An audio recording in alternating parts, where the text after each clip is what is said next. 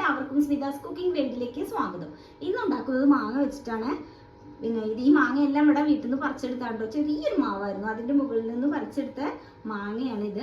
ഞാനും മോനും കൂടി താഴെ വിടാതെ പറിച്ചെടുത്തത്. 3-4 ഞങ്ങൾ കയ്യിൽ നിന്ന് വീണു, അപ്പോൾ അതെല്ലാം കേടുവന്നു.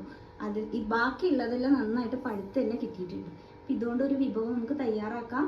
സ്റ്റൗ ഒന്നും കത്തിക്കേണ്ട ആവശ്യമില്ല കേട്ടോ, പഴയ രീതിയിലാണ് ചെയ്യുന്നത്.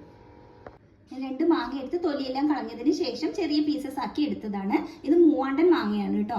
ഇതിലേക്ക് 1 ടേബിൾ സ്പൂൺ ക്രഷ് ചെയ്ത പെപ്പർ, ഉപ്പ് നന്നായിട്ടൊന്ന് മിക്സ് ചെയ്ത് കൊടുക്കാം. മാങ്ങയുടെ സീസണാണ്, എല്ലാവരുടെ വീട്ടിലും ഇഷ്ടം പോലെ ഉണ്ടാവും. കുറേ മാങ്ങയൊക്കെയുള്ള സമയത്ത് ഇതുപോലെയൊക്കെ ഒന്ന് ചെയ്ത് നോക്കും.